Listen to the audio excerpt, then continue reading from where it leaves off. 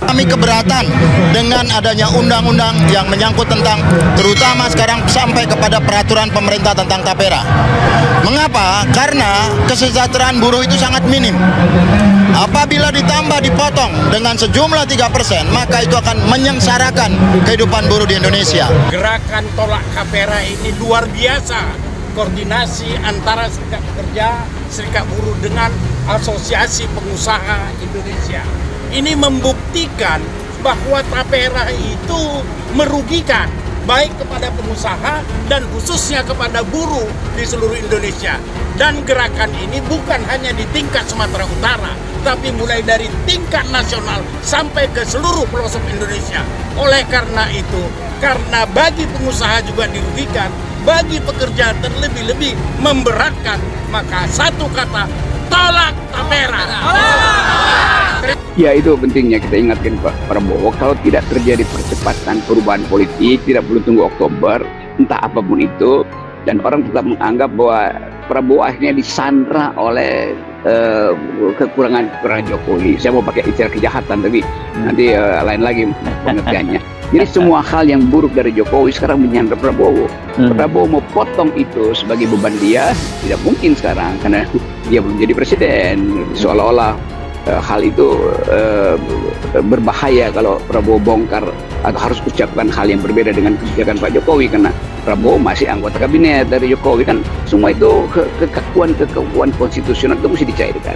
Nah, sebentar lagi buruh pasti akan meledak lagi tuntutannya tuh. Teman-teman mahasiswa juga tetap akan muncul dengan dosen-dosen mereka yang makin lama makin kritis karena keadaan berubah. Ini masalah trust, ya, ini masalah trust, sehingga kita undur ini sudah sampai 2027. Menurut saya pribadi, kalau memang ini belum siap, kenapa kita harus tergesa-gesa? Harus diketahui APBN sampai sekarang ini sudah 105 triliun dikucurkan untuk FLPP, untuk subsidi selisih bunga. Sedangkan kalau untuk tapera ini mungkin dalam 10 tahun bisa terkumpul 50 triliun. Kita menggunakan pengamanan, kita siapkan pengamanan baik dari Polres maupun dari BKU Polda, ya sekitar 758 personil untuk mengamankan aksi unjuk rasa dari ASP, ya, Serikat Pekerja, di depan Kementerian Keuangan. Ini aparat gabungan, ya, aparat gabungan, namun lebih dikhususkan banyak ke Polri-nya. Kita siapkan ya untuk, ya kita tapi tetap melibatkan seluruhnya. Kendaraan taktis kita gunakan sekitar ada 6 ya untuk antisipasi aja.